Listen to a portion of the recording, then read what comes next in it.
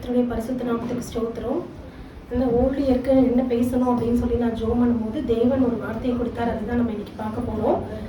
2 Samuel 7ஆம் அதிகாரம் 18வது வசனத்தை நம்ம வாசிப்போம். 2 சாமுவேல் 7ஆம் அதிகாரம் 18வது வசனம். அப்பொழுது தாவீது ராஜா உட்பிரவேசித்து கர்த்தருடைய சமூகத்திலிருந்து, கர்த்தராகிய ஆண்டவரே, தேவரீர் என்னை இதுவரைக்கும் கொண்டு வந்ததற்கு நான் எம்மாத்திரம், என் வீடு எம்மாத்திரம் அப்படின்னு சொல்றாரு. ஸோ தாவீது ராஜா பார்த்தீங்கன்னா தேவன்ட்ட இது வரைக்கும் நீங்க என்ன நடத்தினதுக்கு நான் எம்மாத்திரம், என்னுடைய வீடு எம்மாத்திரம் அப்படின்னு சொல்லிட்டு சொல்றதை நம்ம பார்க்குறோம். நம்ம கூட பார்த்தீங்கன்னா இந்த வருஷத்துல இந்த கடைசி நாள்ல வந்திருக்கோம்ல, இன்னைக்கு நம்ம கூட யோசிக்கும் போது இந்த வருஷம் முழுவதும் ஆண்டவர் நம்மளை எவ்வளோ அழகா நடத்தியிருக்காருல்ல. ஒவ்வொரு நாளும் நம்மளை பாதுகாத்திருக்காரு, ஒவ்வொரு ஜெபத்துக்கும் பதில் கொடுத்துருக்காரு, ஒவ்வொரு தேவைகளையும் சந்திச்சிருக்காரு. இதெல்லாம் ஆண்டவர் நமக்கு பண்ணதுக்கு நம்ம ஒண்ணுமே இல்லைல்ல, நம்ம எம்மாத்திரம், நம்ம ஒண்ணுமே இல்லை. அதான் சங்கீதக்காரன் சொல்லும் போது சங்கீதம் 8ஆம் அதிகாரத்துல கூட நம்ம வாசிக்கும் போது, சங்கீதம் 8ஆம் அதிகாரம் 3ஆம் வசனத்துல, மனுஷனை நீர் நினைக்கிறதற்கும் மனுஷகுமாரனை நீ விசாரிக்கிறதற்கும் அவன் எம்மாத்திரம். ஏன்னா அவருடைய கரத்தின் அந்த கிரியைகள் எல்லாம் பார்க்கும்போது நம்ம ஒண்ணுமே இல்லை.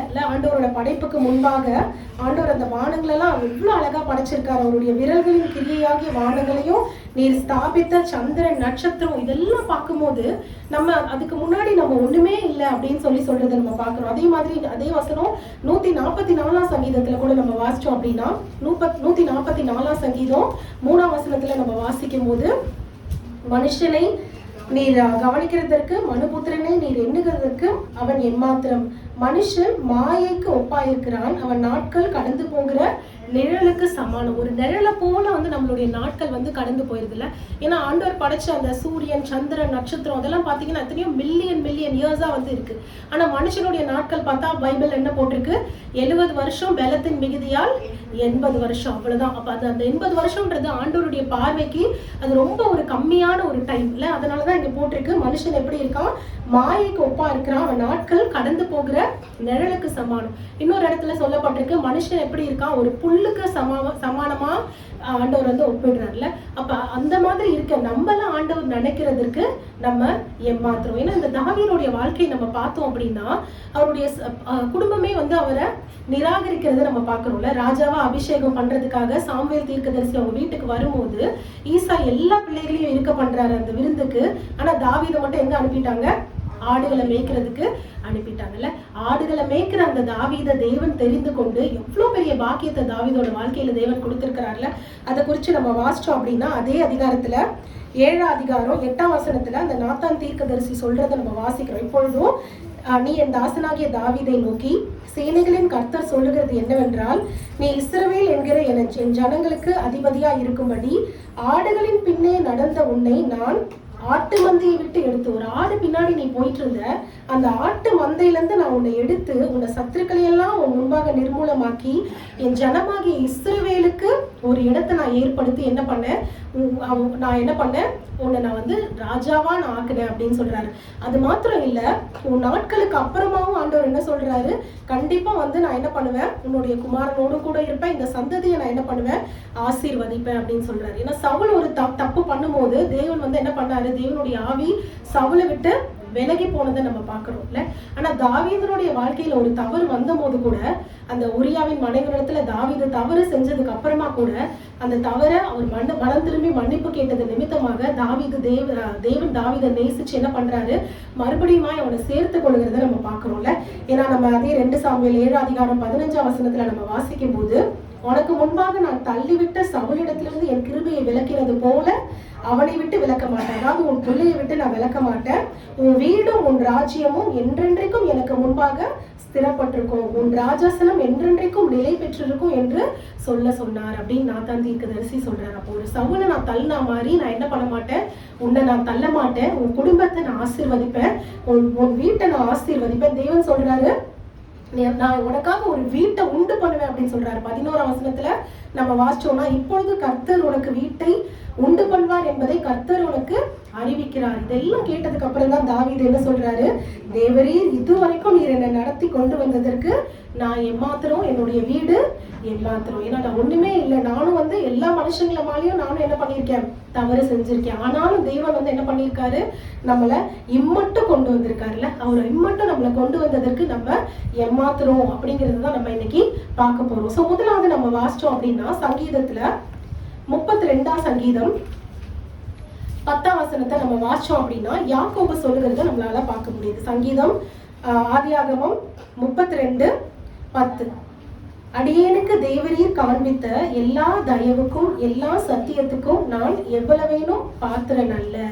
அடுத்து என்ன சொல்றாரு, நான் கோலும் கையுமா இந்த யோர்தானை கடந்து போனேன், இப்பொழுது இவ்விரண்டு பரிவாரங்களையும் உடையவனானேன். இதுக்கு முன்பாக அவர் அந்த யோர்தானை கடந்து அவர் போகும்போது பாத்தீங்கன்னா அவர் கையில எதுவுமே இல்ல, வெறும் ஒரு கோலை மட்டும் எடுத்துட்டு அவர் என்ன பண்றாரு, நடந்து போறதை நம்ம பாக்குறோம். ஏன்னா அவர் போகும்போது பாத்தீங்கன்னா தூங்குறதுக்கு அவருக்கு தலைக்கு வச்சு படுக்க கூட எதுவும் இல்லை. இன்னைக்கு பொதுவா நம்ம யூஸ்வலா நம்ம டிராவல்லாம் பண்ணுவோம், நம்ம என்ன பண்ணுவோம், நிறைய திங்ஸ் எடுத்துட்டு போவோம்ல, அட்லீஸ்ட் மாத்துறதுக்கு ட்ரெஸ்ஸோ ஏதாவது ஒன்று எடுத்துட்டு போவோம்.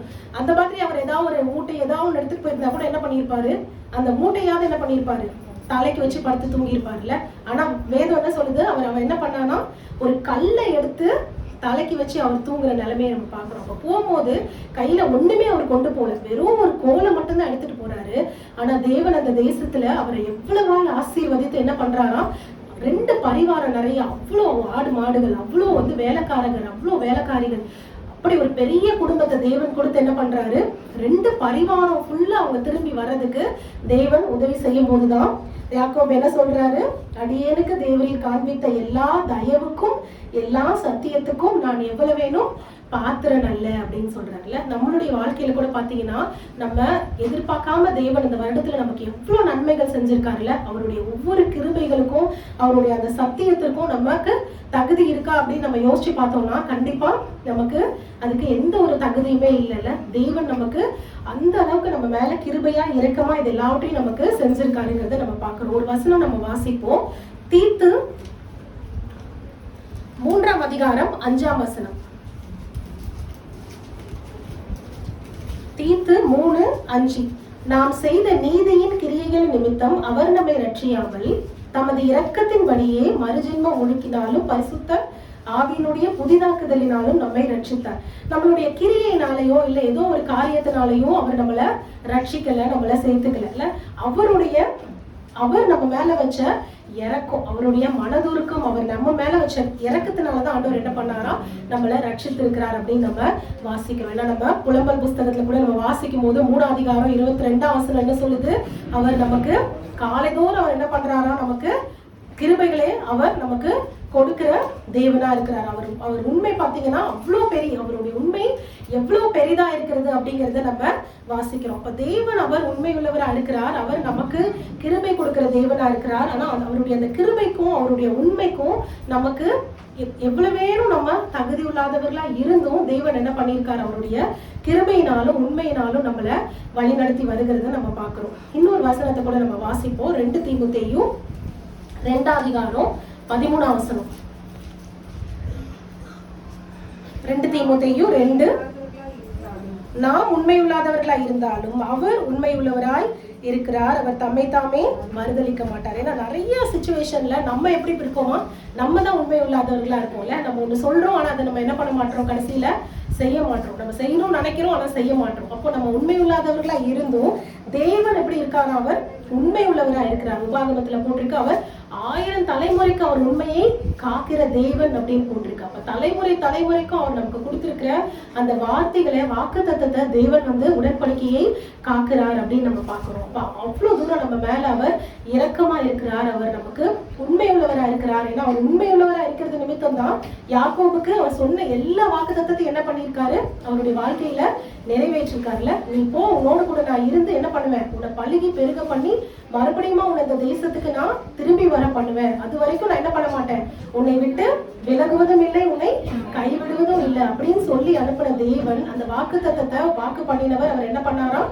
உண்மை உள்ளவராய் அவர் இருந்து அந்த தேசத்துல அவரை பழுகி பெருக பண்ணி என்ன பண்ணாரு, மறுபடியும் அவருடைய சொந்த தேசத்திற்கு கடந்து வர்றதுக்கு உதவி செஞ்சார். அப்போ இது எல்லாத்துக்கும் வந்து நம்மளுடைய திறமையோ தகுதியோ எதுவுமே கிடையாதுல்ல. தேவன் நம்ம மேல வச்ச இறக்கத்துக்கும் அந்த உண்மைக்கும் நமக்கு எவ்வளவு வேணும் நம்ம பாத்திரவான்கள் அல்ல அப்படின்னு பார்க்கணும். ரெண்டாவது நம்ம வாசிக்கும் போது லூக்கா சுவிசேஷ புஸ்தகம் 15 அதிகாரத்தை நம்ம எடுத்துக்கலாம். லூக்கா 15 அதிகாரத்துல நம்ம வாசிச்சோம் அப்படின்னா நம்ம வந்து அதுல நம்ம அந்த இளையகுமாரனுடைய அந்த உவமையை வந்து நம்மளால வாசிக்க முடியும்.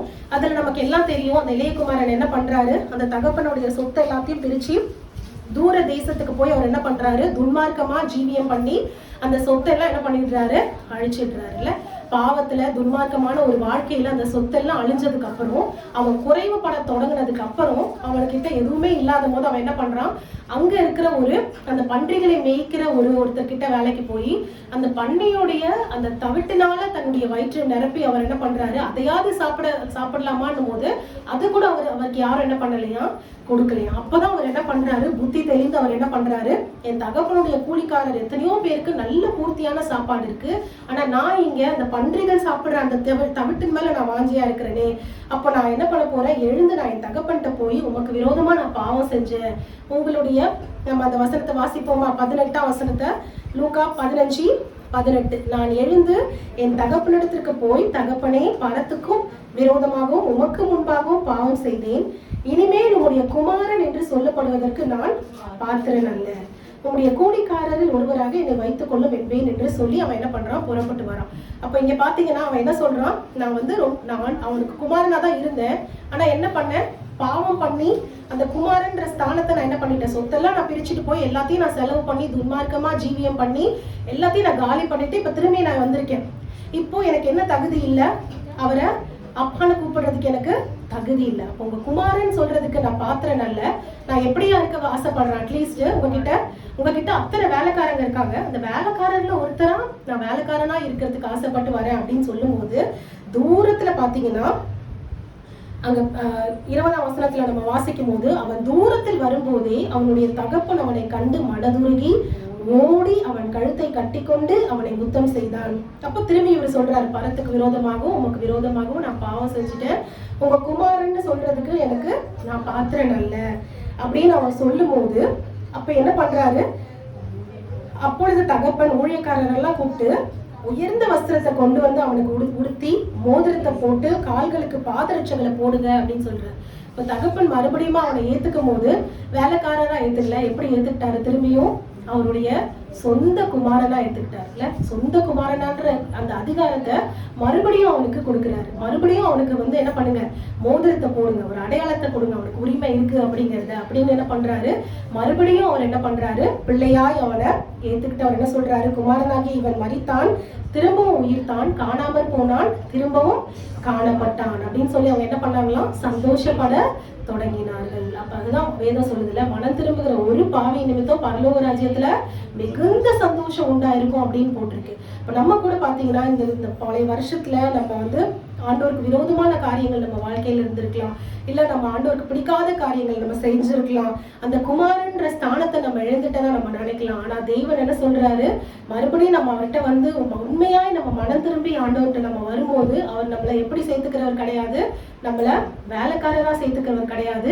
அவர் நம்மளை எப்படி சேர்த்துக்கிறாரு, நம்ம அவருடைய சொந்த குமாரத்தையா ஆண்டவர் என்ன பண்றாரு, நம்மள மறுபடியும் சேர்த்துக்கிறாரு. அப்ப நமக்கு அவருடைய குமாரன்னு சொல்றதுக்கு தகுதி இல்லை நம்ம சொன்னாலும் நம்மளுடைய செயல்கள்னால அந்த தகுதி நமக்கு இல்ல. ஆண்டவர் நம்மள என்ன பண்ணியிருக்காரு, கிருபையாய் அவர் என்ன பண்ணியிருக்காரா, நம்மள மன்னிச்சு இருக்கிறத நம்ம பாக்குறோம்ல. ஏன்னா எல்லாரும் பாவம் செய்து தெய்வ மகிமை அற்றவர்கள் ஆனார்கள் அப்படிங்கிறத நம்ம வாசிக்கிறோம். இதே மாதிரி லூக்கால ஒரு சம்பவத்தை குறித்து நம்ம வாசிக்கும் போது 18ஆம் அதிகாரத்துல நம்ம வாசிச்சோம் அப்படின்னா ரெண்டு மனுஷர்களுடைய ஜெபத்தை குறித்து தேவன் அங்க சொல்றாரு. 10ஆம் வசனத்துல இருந்து நம்ம வாசிக்கும் போது ரெண்டு மனுஷர் என்ன பண்றாங்க, ஜெபாலயத்துக்கு போறாங்க. ஒருத்தர் வந்து பரிசேயர், இன்னொருத்தர் ஆயக்காரர். அந்த பரிசேயர் என்ன பண்றாராம், நான் வந்து இந்த பரிகாரர், அநியாயக்காரர், விபச்சாரக்காரர் இவங்கள மாதிரிலாம் நான் இல்லை, இந்த ஆயக்காரன் மாதிரி நான் இல்லை அப்படின்னு சொல்லி அவன் என்ன பண்றான்னா, நான் வாரத்துல 2 நாள் உபவாசம் இருக்கேன், நான் தசமபாகம் கொடுக்குறேன், இதெல்லாம் நான் பண்றேன் அப்படின்னு சொல்லி என்ன பண்றான், ஜோம் பண்றதை நம்ம பார்க்கிறோம். ஆனா அந்த ஆயக்காரன் பாத்தீங்கன்னா அந்த ஆலயத்துக்குள்ள நுழையறதுக்கு கூட அவருக்கு என்ன இல்லை,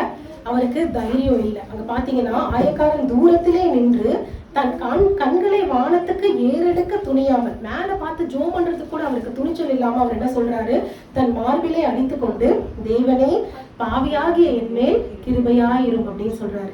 நீங்க பாத்தீங்கன்னா இதை நம்ம சொல்லும் போதே வந்து பாத்தீங்கன்னா தேவன் என்ன சொல்றாரு, 9ஆம் வசனத்துல நம்ம வாசிச்சோம்னா, அன்றியும் தங்களை நீதிமான்கள் என்று நம்பி மற்றவர்களை அற்பமாய் எண்ணின சிலரை குறித்து அவர் உண்மையை சொன்னார். சில பேர் எப்படி இருக்காங்க, நான் நல்லவன் தான், நான் வந்து உபவாசம் பண்றேன், நான் வந்து ஃபாஸ்டிங் இருக்கேன், நான் வந்து தசமபாகம் கொடுக்குறேன், இதெல்லாம் நான் பண்றேன், நான் நல்லவன், அவன் பாவி இவன் பாவின்னு சொல்லிட்டு என்ன பண்றாங்க, ஜட்ஜ் பண்றவங்களா இருக்காங்கல்ல.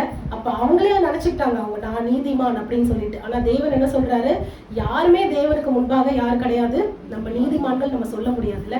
ஏன்னா அவர் தான் நம்மளை எப்படி மாற்றி இருக்காரா, அவருடைய ரத்தத்தின் சொல்லி நம்மள நீதிமானாய் அவர் மாற்றி இருக்கிறார். இது வந்து எபேசியர்ல சொன்னபடியாக இது வந்து உங்களால் உண்டானதல்ல, இது என்னது, தேவனுடைய ஈவு. நம்ம எப்படிதான் ரட்சிக்கப்பட்டோம், கிருபையினால ரட்சிக்கப்பட்டோம். நம்மளுடைய கிரியையினால நம்ம என்ன பண்ணல, ரட்சிக்கப்படலை. நம்ம வந்து தசமபாகம் கொடுக்கறதுனாலயோ, நம்ம வந்து உபவாசம் இருக்கிறதுனாலயோ நம்ம ரட்சிக்கப்படலை. எதனால நம்ம ரட்சிக்கப்பட்டோம், தேவனுடைய கிருபையினால நம்ம ரட்சிக்கப்படுறோம். அப்ப இது நமக்கு தேவன் கொடுத்த கிஃப்ட் இல்ல.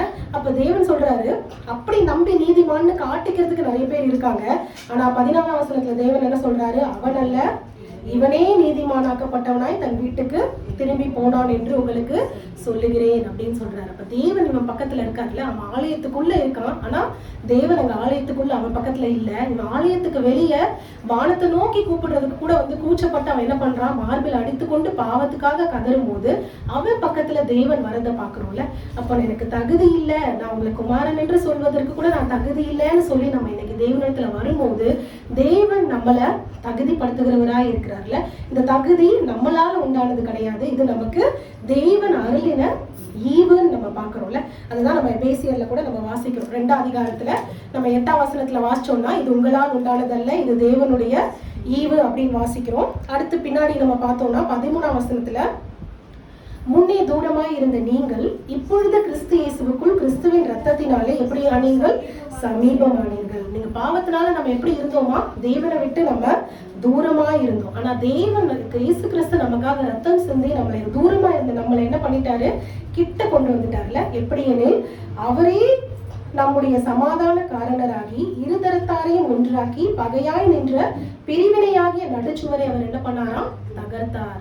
அப்போ தேவனுக்கும் நமக்கும் என்ன இருந்தது, ஒரு நடுச்சுவர் இருந்ததுல. நம்ம தேவனை வந்து போய் பார்க்க முடியாதபடிக்கு ஒரு நடுச்சுவர் இருந்தது. அப்ப இயேசு கிறிஸ்து நமக்காக அந்த ரத்தத்தை சிந்தி நம்மளுடைய பாவத்தை மன்னித்ததை நினைத்தோம். ஆண்டவர் என்ன பண்ணியிருக்காரா, நம்ம 2 பேரையும் நம்ம ஆண்டவர் என்ன பண்ணியிருக்காரு, இணைச்சிருக்காரு. அப்ப தேவனை நம்ம அப்பா பிதாவே நம்ம கூப்பிடத்தக்கதான ஆண்டவர் என்ன பண்றாரு, புத்திர சுவிகாரத்தின் ஆவிய நம்மளுக்கு கொடுத்திருக்கிறார் அப்படின்னு சொல்லி நம்ம வாசிக்கிறோம். அதே மாதிரி நம்ம ரோமர்ல ஒரு வசனம் வாசிச்சோம்னா, ரோமர் 8ஆம் அதிகாரம் 17ஆவது வசனம், நாம் பிள்ளைகளானால் சுதந்திரமுமாமே, தேவனுடைய சுதந்திரரும் கிறிஸ்துவுக்கு உடன் சுதந்திரமாமே, கிறிஸ்துவனே கூட நாம் மகிமைப்படும்படிக்கு அவரோட கூட பாடுபட்டால் அப்படியாகும். நம்ம பிள்ளைகளானால் நம்ம எப்படி இருக்கோமா, எல்லாவற்றுக்கும் நம்ம சுதந்திரரா இருக்கிறோம். அப்ப எல்லா ஆசீர்வாதங்களுக்கும் நம்ம பங்குள்ளவர்களா இருக்கிறோம்ல. அன்னைக்கு ஆபிரகாமுக்கு தேவன் என்ன பண்ணாரு, வாக்குத்தத்தம் கொடுத்தாரு. ஆனா இன்னைக்கு நம்ம ஆபிரகாமுடைய சந்ததியில நம்ம வரலனா கூட நம்ம எல்லாரையும் ஆண்டவர் என்ன பண்ணியிருக்காராம், நம்மள ஆவிக்குரிய இஸ்ரவேலர்கள் அப்படின்னு சொல்றாருல, நம்ம ஆண்டவர் என்ன பண்ணியிருக்காரு, சுவிகார புத்திரராய் ஆண்டவர் நம்மள எடுத்திருக்கிறாரு. அப்ப நமக்கு அந்த அந்த பங்கு, அந்த ஆசீர்வாதத்தின் எல்லா பங்கும் ஆண்டவர் என்ன பண்றாரு, பிள்ளையாகிய நமக்கு கொடுக்கிறாரு. அப்ப எனக்கு வந்து நான் வந்து பாவம் செஞ்சிருக்கேன் அப்படின்னு நம்ம சொல்லி இருந்தாலும், நமக்கு தகுதியில நம்ம நினைச்சாலும் ஆண்டவர் என்ன பண்றாரு, அந்த பாவங்களை மன்னித்து நம்மளை தகுதிப்படுத்த அவர் வல்லவராய் இருக்கிறார் என்று நம்ம பார்க்கிறோம். 3வது நம்ம வாசிக்கலாம், நியாயாதிபதிகள் புஸ்தகத்துல 6ஆம் அதிகாரத்துல நம்ம வாசிக்கும் போது கிதியோனை குறித்து நம்மளால வாசிக்க முடியும். அப்போ தேவன் ஒரு நாள் என்ன பண்றாரு, கிதியோனை என்ன பண்றாரு, சந்திக்கிறத நம்ம பார்க்கிறோம். கிதியோனை சந்திச்சு என்ன சொல்றாரு, பராக்கிரமசாலியே கர்த்தர் என்ன பண்றாரு, உன் கூட இருக்காரு அப்படின்னு சொல்லும் போது கிதியோன் என்ன சொல்றாரு, கர்த்தர் எங்களோட கூட இருந்தா இதெல்லாம் எங்களுக்கு எதுக்கு நடக்கணும்ல. இன்னைக்கு கூட நம்ம நிறைய நேரம் நம்ம அதை தான் கேட்போம்ல, கர்த்தர் நம்ம கூட இருந்தா இதெல்லாம் ஏன் நடக்குது. அப்ப பாத்தீங்கன்னா தேவன் என்ன சொல்றாரு, நீ வந்து என்ன பண்ணு, நீ போ அப்படின்னு சொல்லும் போது கிதியோன் என்ன சொல்றாரு, 6ஆம் அதிகாரம் 15வது வசனத்தை நான் வாசிக்கும் போது, அதற்கு அவன், என் ஆண்டவரே, நான் இஸ்ரவேலை எதினாலே ரட்சிப்பேன்? இதோ மனாசேயில் என் குடும்பம் மிகவும் செழியது, என் தகப்பன் வீட்டில் நான் எல்லாரிலும் சிறியவன். நீங்க பாத்தீங்கன்னா அந்த இஸ்ரவேல் கோத்திரத்துல, அந்த 12 கோத்திரத்துல இருக்கிறதுலே அந்த சின்ன கோத்திரம்னா எது, அந்த மனாசே கோத்திரம். அப்ப இந்த மனாசே கோத்திரத்திலையும் என் தகப்பன் வீடு பாத்தீங்கன்னா ரொம்ப அதுல பாத்தீங்கன்னா மனாசே என் குடும்பம் மிகவும் சின்ன குடும்பம், அந்த குடும்பத்திலையும் என் தகப்பன் வீட்டுல நான் வந்து எல்லாரோடையும் ரொம்ப சின்னவன் அப்படின்னு சொல்லும் போது ஆண்டவர் பாத்தீங்கன்னா 14வது வசனத்துல என்ன சொல்றாருன்னா, அப்பொழுது கர்த்தர் அவனை நோக்கி பார்த்து, உனக்கு இருக்கிற இந்த பலத்தோட போ, இஸ்ரவேலை மீதியானின் கைக்கு நீங்களாக்கி ரட்சிப்பாய், உன்னை அனுப்புகிறவர் நான் அல்லவா அப்படின்னு சொல்றாருல்ல. அப்போ ஆண்டவர் என்ன சொல்றாரு, நீ சொல்லலாம் உன்னுடைய குடும்பம் சின்னது, நான் ரொம்ப சின்னவன், எனக்கு இதுக்கு தகுதி இல்லை, பாத்திரம் இல்லை அப்படின்னு சொல்லலாம். ஆனா தேவன் என்ன சொல்றாரு, உனக்கு இருக்கிற இந்த பலத்தோட நீ என்ன பண்ணு, நீ போ அப்படின்னு சொல்றாருல்ல. அப்போ நம்ம கூட ஆண்டவர் நமக்கு கொடுத்துருக்கிற அந்த பலத்தோட நம்ம ஒரு ஸ்டெப் எடுக்கும் போது தேவன் என்ன பண்ணுவாரு, நமக்கு அடுத்தடுத்து அது நமக்கான எப்படி வந்து அந்த வெற்றியை நமக்கு கொடுக்கணுமோ தேவன் என்ன பண்ணுவார், அதுக்கான வழிமுறைகளை நமக்கு கற்றுக் கொடுப்பார். நீங்க இங்க பாத்தீங்கன்னா அடுத்து 7ஆம் அதிகாரத்துல அவங்க போகும்போது முதல்ல நிறைய பேர் வராங்க. 2ஆம் வசனத்துல நம்ம வாசிக்கும் போது தேவன் சொல்றாரு, நான் மீதியானியோரை உன்னோடு இருக்கிற ஜனத்தின் கையில் ஒப்புகிறவர்களுக்கு அவர்கள் மிகுதியா இருக்கிறார்கள். அப்ப அவங்க என்ன சொல்லுவாங்க, என் கைதான் என்னை ரட்சித்தது என்று இஸ்ரவேல் எனக்கு விரோதமாய் வீப்பு பேசுகிறதுக்கு அது இடமாகும். அதனால நீ என்ன பண்ணு, யாரெல்லாம் பயமும் திகிலோட இருக்காங்களோ அவங்களெல்லாம் திரும்பி அனுப்பிடு அப்படின்னு சொல்லும் போது பாத்தீங்கன்னா எத்தனை பேர் திரும்பி போயிட்டாங்களா, 22,000 பேர் என்ன பண்ணிட்டாங்க, திரும்பி போயிட்டாங்க. வெறும் யார் மட்டும்தான் இருக்கா, ஒரு 10,000 பேர் மட்டும்தான் இருக்காங்க. அந்த 10,000 பேரையும் தேவன் என்ன பண்றாரு, அடுத்த ஸ்டெப்ல திரும்பியும் ஃபில்டர் பண்றாரு. அந்த 10,000 பேரையும் என்ன பண்றாரு, எத்தனை பேரை சூஸ் பண்றாரு, வெறும் 300 பேரை சூஸ் பண்றாருல. அவ்வளோ பெரிய அந்த மீதியானியர் படைகளுக்கு முன்பாக செல்வதற்கு தேவன் எத்தனை பேரை தான் சூஸ் பண்றாரு, 300 பேரை சூஸ் பண்றாரு. அந்த 300 பேர் பாத்தீங்கன்னா அவங்கள மேற்கொள்றதுக்கு தேவன் என்ன பண்றாரு, அவங்களுக்கு பலன் கொடுக்குறாரு. அப்போ நம்ம வந்து நினைக்கலாம், எனக்கு வந்து நான் வந்து எம்மாத்திரம், இந்த காரியத்தை என்னை வச்சு தேவன் செய்யறதுக்கு எனக்கு வந்து எம்மாத்திரம், என்னுடைய குடும்பம் எம்மாத்திரம், எனக்கு பலன் இல்லையே அப்படின்னு நம்ம நினைக்கலாம். ஆனா தேவனுடைய வார்த்தை என்ன சொல்லுது, உங்களுடைய பலவீனத்துல அவருடைய பலன் பூரணமாய் விளங்கும் அப்படின்னு சொல்லுது. ஏன்னா வசனம் சொல்லுது, அவர் பலன் இல்லாதவருக்கு என்ன பண்றாரா, பலன் கொடுக்கிறவரா இருக்கிறார். சத்துவம் இல்லாதவனுக்கு சத்துவத்தை பெருக செய்கிற தேவன் அப்படின்னு சொல்லி நம்ம வாசிக்கிறோம். அதே போல சோர்ந்து போகிறவருக்கு அவர் என்ன பண்றாரா, பலன் கொடுக்கிற தேவன்ல. நம்ம என்னதான் இலைப்படைந்து இளைஞரா இருந்தாலும், நம்ம இலைப்படைந்து சோர்ந்து போனாலும் கர்த்தருக்கு காத்திருக்கிறவர்கள தேவன் என்ன பண்ணுவாரா, கழுகுகளை போல செட்டைகளை அடித்து உயர எழும்ப செய்வார்ல. அவங்க ஓடினாலும் இலைப்படையார்கள், நடந்தாலும் சோர்ந்து போகார்கள் அப்படின்னு நம்ம வாசிக்கிறோம். அப்போ நமக்கு இருக்கிற இந்த கொஞ்சம் பலத்தோட தேவன் நம்மளை அனுப்பும் போது அதுக்கு நம்ம எப்படி இருக்கணும், தயாரா இருக்கணும் இல்ல. ஏன்னா தேவனுக்கு நம்ம வந்து போக மாட்டோம் அப்படின்னு சொன்னா கோவம் வரும்ல. ஏன்னா மோசே பாத்தீங்கன்னா அவர் என்ன சொல்றாரு, திரும்ப திரும்ப தேவன் சொல்லும் போது என்ன பண்றாரு, இல்ல எனக்கு வந்து பேச தெரியாது அப்படின்னு சொல்றாரு. அப்ப தேவன் என்ன சொல்றாரு, நான் அவங்க கூட இருந்து நான் என்ன பண்ணுவேன், பேசுவேன் அப்படின்னு சொல்லி என்ன பண்றாரு, அவரை தைரியப்படுத்துகிறத நம்ம பாக்குறோம். அதே மாதிரி இஸ்ரவேல் ஜனங்களை கூட நீங்க பாத்தீங்கன்னா யாத்ராகமத்துல 14வது அதிகாரத்தை நம்ம வாசிச்சோம் அப்படின்னா, அவங்க அந்த செங்கடல் கிட்ட வரும்போது பாத்தீங்கன்னா பின்னாடி பார்வோனுடைய சேனை என்ன பண்ணுது, அவங்கள பின்தொடர்ந்து வந்து கொண்டிருக்கு. பின்தொடர்ந்து வந்துட்டு இருக்கும் போது அவங்க என்ன பண்றாங்க, நாங்க இதுக்கு பேசாம நாங்க என்ன பண்ணிருக்கலாம், எகிப்திலேயே நாங்க இருந்து என்ன பண்ணிருக்கலாம், பார்வோனுக்கே நாங்க வேலை செஞ்சுட்டு இருந்தா நல்லா இருந்திருக்கும், எதுக்கு நாங்க இப்படி வந்து இந்த சிவந்த சமுத்திரத்துல நாங்க வந்துட்டு நாங்க எங்களை மடிந்து போகிறதுக்காக கூட்டிட்டு வந்தீங்க அப்படின்னு சொல்லும் போது 13ஆம் வசனத்தை நம்ம வாசிச்சோம்னா, அப்பொழுது மோசே ஜனங்களை நோக்கி, பயப்படாதீர்கள், நீங்கள் நின்று கொண்டு இன்றைக்கு கர்த்தர் உங்களுக்கு செய்யும் ரட்சிப்பை பாருங்கள். இன்றைக்கு நீங்கள் காண்கிற எகிப்தியரை இனி என்றைக்கும் காண மாட்டீர்கள். 14வது வசனம் நம்ம வாசிச்சோம்னா, கர்த்தர் உங்களுக்காக யுத்தம் பண்ணுவார், நீங்கள் சும்மா இருப்பீர்கள். அப்ப நிறைய நேரத்துல நம்ம நினைச்சுக்கிறோம், நம்ம தான் எல்லாத்தையும் பண்ணணும் அப்படின்னு நினைச்சுக்கிறோம்ல. நம்ம தான் எல்லாத்தையும் பண்ணணும் அப்படின்னு நினைச்சுதான் நம்ம என்ன பண்றோம், அந்த ஸ்டெப் எடுத்து வைக்காம நம்ம என்ன பண்றோம், தயங்கிட்டே இருக்கோம். ஆனா தேவன் சில நேரங்கள் என்ன சொல்றாரு, நான் எல்லாத்தையும் பாத்துக்கிறேன், நீ என்ன பண்ணு, நீ சும்மா இரு அப்படின்னு சொல்றாருல்ல.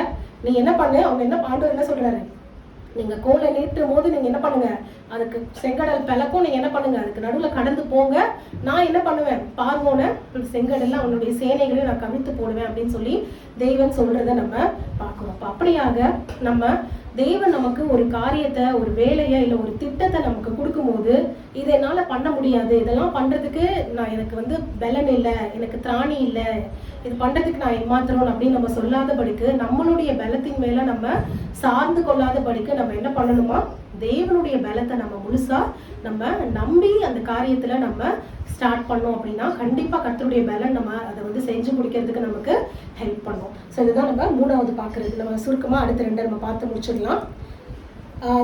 லூக்கால 7ஆம் அதிகாரம் 6ஆம் வசனம் 7ஆம் வசனம். லூக்கா 7ஆம் அதிகாரம் 6ஆம் வசனத்தை வாசிச்சோம்னா, அப்பொழுது இயேசு அவர்களோடு கூட போனார். அந்த வீட்டுக்கு சமீபமான போது இங்க பாத்தீங்கன்னா நூற்றுக்கு அதிபதி வந்து என்ன பண்றாரு, அவருடைய வேலைக்காரர் வந்து சுகம் இல்லாம இருக்கிறதுனால அவர் என்ன பண்றாரு, இயேசு கிறிஸ்துவோடத்துக்கு ஆள் அனுப்பி என்ன பண்றாரு, நீங்க வந்து என் வேலைக்காரனுக்காக என்ன பண்ணணும், ஜெபம் பண்ணணும் அப்படின்னு சொல்லும் போது அவர் அவங்க வீட்டுக்குள்ள வரும்போது அவர் என்ன சொல்றாரு, 7ஆம் வசனத்துல நம்ம வாசிச்சோம்னா, 6ஆம் வசனம் கடைசியில நம்ம வாசிச்சோம்னா, நீர் என் வீட்டு வாசலுக்குள் பிரவேசிக்க நான் பாத்திரன் அல்ல, நான் உம்மிடத்தில் வரவும் என்னை பாத்திரனாக நான் எண்ணவில்லை. அப்ப நீங்க என்கிட்ட வர்றதுக்கு எனக்கு என்ன இல்லை, பாத்திரன் இல்லை, எனக்கு அந்த தகுதி இல்லை அப்படின்னு சொல்லி அவங்க சொல்றதை நம்ம பார்க்கணும். பட் அதுக்கு முன்னுரை நம்ம பார்த்தோம்னா, அவங்க வந்து நிறைய இடத்துல பார்த்தீங்கன்னா பிள்ளைகளுக்காக தகப்பன் வந்து ஜெபம் பண்றதை நம்ம பார்த்துருக்கோம். இல்லாட்டினா வந்துட்டு பார்த்தீங்கன்னா அவங்களுக்காக அவங்க வந்து ஆண்டவர்கிட்ட ரிக்வெஸ்ட் பண்ணுறத, சுகவீனமாக இருக்கவங்க, பலவீனமாக இருக்கவங்களுக்காக அவங்க வந்து தேவனே தாவீதின் குமாரனே எனக்கு இறங்கும் அப்படின்னு சொல்லி கேட்கறதெல்லாம் நம்ம பார்த்துருக்கோம். இங்கே பார்த்தீங்கன்னா அவனுடைய வேலைக்காரருக்காக என்ன பண்ணுறாரா, அந்த நூற்றுக்கு அதிபதி வந்து தேவனிடத்துல வேண்டிக் கொள்கிறத நம்ம பார்க்குறோம். ஸோ இதை குறித்து பார்த்தீங்கன்னா அவர் வந்து என்ன பண்ணுறாரா, அந்த யூதருடைய மூப்பர்களை என்ன பண்ணுறாரு, அனுப்புறாரு. இதுல 4ஆம் வசனத்துல நம்ம வாசிச்சோம்னா, அவர்கள் இயேசுவிடத்தில் வந்து அவரை கருத்தாய் வேண்டிக் கொண்டு, நீர் இந்த தயவு செய்கிறதற்கு அவன் பாத்திரனாய் இருக்கிறான் அப்படின்னு சொல்றாரு. அவங்க என்ன சொல்றாங்க, இயேசுட்ட வந்து நீங்க வந்து இதை செய்யறதுக்கு அவன் வந்து எப்படி இருக்கான், பாத்திரனா இருக்கான். ஏன்னா பாத்தீங்கன்னா நம்முடைய ஜனத்தை நேசிக்கிறான், நமக்கு ஒரு ஜெபாலயத்தையும் அவன் கட்டினான் அப்படின்னு சொல்றாங்க. அப்போ நீங்க இந்த உதவி அவனுக்கு செய்யணும், ஏன்னா அவன் வந்து நிறைய நமக்காக பண்ணியிருக்கான், இதுக்கெல்லாம் அவனுக்கு வந்து என்ன இருக்கு, தகுதி இருக்கு, அவன் அதுக்கு பாத்திரம் தான் அப்படின்னு சொல்றாங்க. ஆனா அந்த ஜெபாலய தலைவன் அந்த நூற்றுக்கு அதிபதி என்ன சொல்றாரு, தேவரே நீர் என்னுடைய வீட்டுக்கு வருகிறதுக்கு நான் பாத்திரம் இல்லை. அது மாத்திரம் இல்லை, அவர் என்ன சொல்றாரு, நீர் ஒரு வார்த்தை சொன்னா போதும் என்னுடைய வேலைக்காரன் எப்படி ஆயிடுவான், சொஸ்தமாயிடுவான். அப்பதான் தேவன் என்ன பண்றாரு, ஆச்சரியப்பட்டு இஸ்ரவேலருக்குள்ளோரும் நான் இப்படி ஒரு விசுவாசத்தை நான் என்ன பண்ணல, பார்க்கல அப்படின்னு சொல்லி தேவன் சொல்றதை நம்ம பார்க்கிறோம். அப்ப இவ்வளவு வல்லமை தேவனுக்கு இருக்கு. அவர் ஒரு வார்த்தை சொன்னா போதும், அந்த வார்த்தையின் மூலமா அவ்வளவு வல்லமை அந்த வார்த்தையில இருக்கு, வேலைக்காரனுக்கு சுகம் வரும் அப்படிங்கிறத அவர் என்ன பண்றாரு, அந்த நூற்றுக்கு அதிபதி விசுவாசிக்கிறார்ல. இதை வந்து நம்ம பழைய ஏற்பாடுல நடந்த ஒரு சம்பவத்தோட நம்ம கம்பேர் பண்ணோம் அப்படின்னா, 2 ராஜாக்கள்ல 5ஆம் அதிகாரத்துல நம்ம எல்லாருக்கும் தெரியும், சுருக்கமா நான் சொல்லிடுறேன், நாகமானை குறித்து நம்ம வாசிச்சிருப்போம்.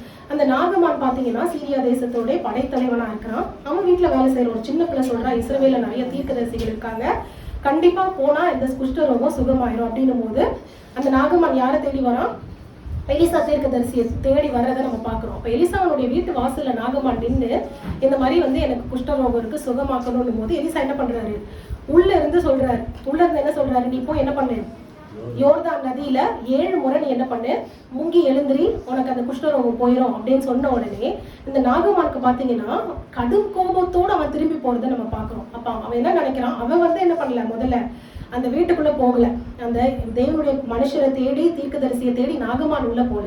அவருடைய எண்ணம் எப்படி இருக்கு, அந்த தீர்க்கதரிசி என்ன தேடி வெளியே வரணும், ஏன்னா நான் அவ்வளவு பெரிய ஆள், நான் உள்ள போக மாட்டேன், என்ன தேடி யார் வரணும், அந்த தேவனுடைய மனுஷன் என்ன தேடி வெளியே வரணும். என்ன தேடி வெளியே வந்து அவர் என்ன பண்ணணும், தேவனை நோக்கி அவர் விண்ணப்பம் செஞ்சு என் குஷ்டரோகத்தை அவர் என்ன பண்ணணும், கைகளினால அதை தொட்டு பூசி அவன் என்ன பண்ணணும், என்ன அதுக்கப்புறம் வந்து அவன் சுகமாகும்னா சுகமாயிரும், அப்படிதானே பண்ணணும். நீ போய் சும்மா போய் யோர்தான்ல 7 வாட்டி முங்குன்னு சொல்றியே, எங்க நாட்டுல இல்லாத நதியா இங்க இருக்கு அப்படின்னு அவன் என்ன பண்றான், அந்த வார்த்தையை விசுவாசிக்காம கோபத்தோடு அவன் திரும்பி போறதை நம்ம பார்க்கிறோம். ஆனாலும் அவங்க கிட்ட இருந்த அந்த வேலைக்காரன் என்ன சொல்றான், நீங்க அவங்க கஷ்டமானதை சொன்னா நீங்க செஞ்சிருப்பீங்கல்ல, ஈஸியான ஒரு விஷயத்த தானே சொல்லியிருக்காரு, ஒரு 7 வாட்டி நீங்க முங்கிதான் பாருங்களேன்னு சொல்லும் போது அவன் அதை கேட்டு 7 வாட்டி முங்கி அவன் என்ன பண்றாரு, சுகத்தை பெற்றுக்கொண்டதை நம்ம பார்க்கிறோம். அப்ப இங்க பாத்தீங்கன்னா அந்த நாகமானுக்கு என்ன இருந்தது, நான் பெரிய ஆளு, அந்த தீர்க்கதரிசி என் கிட்ட வரணும், அவர் என்ன தொட்டு சுகமாக்கணும் அப்படின்னு இருக்கு. ஆனா இந்த நூற்றுக்கு அதிபதி பாத்தீங்கன்னா முற்றிலும் ஒரு வேறுபட்ட ஒரு ஆளாக இருக்கிறது நம்ம பாக்குறோம்ல. தேவரீர் நீங்க வர்றதுக்கோ இல்லை நான் உங்ககிட்ட வர்றதுக்கோ எனக்கு தகுதி இல்லை, நீங்க ஒரு வார்த்தை சொன்னா போதும் அந்த மனுஷனுக்கு சுகமாயிரும் அப்படின்னு நான் விசுவாசிக்கிறேன் அப்படின்னு சொல்றத நம்ம பார்க்கிறோம். அப்படியாக நம்ம தேவனை விசுவாசிக்கிறவர்களாய் நம்ம இருக்கணும்னு பார்க்கிறோம். கடைசியா ஒரே ஒரு காரியத்தை பார்த்து நம்ம முடிப்போம். லூக்கா 3:16 நம்ம வாசிச்சோம் அப்படின்னா யோவான் ஸ்நானகனை குறித்து இருக்கு. யோவான் என்ன சொல்றாரு, அவருடைய பாதரட்சணை அந்த வாரை அழுக்கிறது கூட நான் பாத்திரம் நல்ல அப்படின்னு சொல்லி யோவான் சொல்லுகிறத நம்ம பார்க்கிறோம். ஆனா பாத்தீங்கன்னா இயேசு கிறிஸ்து என்ன பண்றாரு, மத்தேயு 3 யோவான் ஸ்நானகன்ட்ட தான் ஞானஸ்நானம் எடுக்கிறதுக்காக வரும்போது யோவான் என்ன சொல்றாரு, நான் உம்மாலே ஞானஸ்நானம் பெற வேண்டியிருக்கு, நீங்க என்கிட்ட வரலாமான்னு கேட்கும்போது தேவன் என்ன சொல்றாரு, இப்படிப்பட்ட நீதிகளை நிறைவேற்றுறது எல்லாருக்கும் ஏற்றதா இருக்குது அப்படின்னு சொல்றாரு. அது மாத்திரம் இல்ல, மத்தேயு 11 பாத்தீங்கன்னா தேவன் சொல்றாரு 11 நம்ம வாசிக்கும் போது, ஸ்திரீகளுக்குள்ள பிறந்ததுல யோவானை போல பெரிய தீர்க்கதரிசி யாரும் கிடையாது அப்படின்னு சொல்றாரு. ஆனா அப்பேற்பட்ட அந்த யோவான் என்ன சொல்றாரு, அவருடைய கால்களின் பாதரட்சியை அழுக்கிறதுக்கு கூட நான் தகுதியானவன் கிடையாது அப்படின்னு சொல்றோம். அதே மாதிரி பாத்தீங்கன்னா 1 கொரிந்தியர் 15:9 நம்ம வாசிக்கும் போது பவுலும் பாத்தீங்கன்னா என்ன அப்போஸ்தலன்னு சொல்றதுக்கு எனக்கு எந்த பாத்திரமும் இல்லை அப்படின்னு பவுல் சொல்றதை நம்ம வாசிக்கிறோம். அப்ப தேவன் அவ்வளவு தூரம் அவங்களை ஆசீர்வதிச்சு அவங்களை உயர்த்தி இருந்தாலுமே அவங்க எந்த ஒரு இடத்துலயுமே அதை பெருமையாக அவர்கள் நினைக்காம அவங்க எப்படி இருந்தாங்களா, தாழ்மையா இருக்கிறத நம்ம பார்க்கிறோம்ல. ஏன்னா வேதம் என்ன சொல்லுது, தேவன் பெருமை உள்ளவர்களுக்கு எதிர்த்து நிற்கிறார், தாழ்மை உள்ளவர்களுக்கு கிருபை அளிக்கிறார். ஏன்னா தாழ்மை உள்ளவர்கிட்ட தான் தேவன் இருப்பார் அப்படின்னு நம்ம பார்க்கிறோம். அப்ப அதே போல நம்மளும் மனத்தாழ்மையா இருக்கும்போது தேவன் கண்டிப்பா நமக்கு ஆண்டவர் என்ன பண்ணுவாரு, கனமான ஊழியத்துல என்ன பண்ணுவார், நம்மளை உயர்த்தி வைப்பார். 5 காரியம் நம்ம பார்த்தோம். நமக்கு எந்த ஒரு தகுதியும் இல்லை, ஆண்டவருடைய இரக்கங்களுக்கு அவருடைய உண்மைக்கு எந்த தகுதியும் இல்லைன்னு பார்த்தோம். அவருடைய பிள்ளைகளாய் கூப்பிடுவதற்கு அவர் அப்பான்னு கூப்பிடுறதுக்கு நம்ம பாவம் செஞ்சு தேவனுடைய அந்த தகுதியை நம்ம இழந்துட்டோம் பார்க்கிறோம். அதே மாதிரி நம்ம என்ன பார்க்கிறோம், ஆண்டவர் நம்ம கிட்ட வர்றதுக்கு நமக்கு தகுதி இல்லைன்னு நினைக்கிறோம். ஆனா தேவன் நம்ம அவருடைய ரட்சிப்பினால கிருபையினால நம்மள என்ன பண்றாரு, தகுதிப்படுத்தி இருக்கிறத நம்ம பார்க்கிறோம். நம்ம அப்படியே நம்ம ஜெபம் பண்ணுவோமா?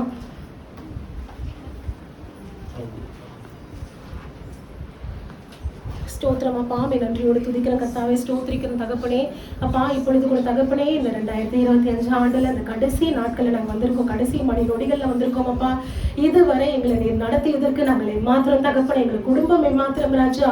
அப்பா நாங்கள் அப்பா தகப்பனே எந்த தகுதியும் இல்லை தகப்பனே, ஆனாலும் தேவன் அப்பா ஒவ்வொரு நாள் எங்களை கரம் பிடித்து நீர் நடத்தி வந்தீரே, தேவைகளை சந்திச்சீரே, எங்களோடு கூட இருந்து எங்களை அப்பா ஒரு குறைவில்லாதபடிக்கு நடத்தினீரே. உங்களுடைய எல்லா நன்மைகளுக்காக, கிருபைகளுக்காக, இரக்கத்திற்காக உமக்கு நாங்கள் நன்றி செலுத்துகிறோம் தகப்பனே. இந்த புதிய ஆண்டை கூட தகப்பனுடைய கரத்தை பிடித்து நாங்கள் பிரவேசிக்க தேவன் எங்களை தகுதிப்படுத்துவீராக ராஜா. அவருடைய எல்லா நன்மைகளையும் சுதந்திரித்துக் கொள்ளத்தக்கதாக கர்த்தர் எங்களை அப்பா நீர் தகுதிப்படுத்தி நிறுத்தும்படியாய் செபிக்கிறோம் அப்பா. எல்லாவற்றையும் கருத்துல ஒப்புக் கொடுக்கிறோம்.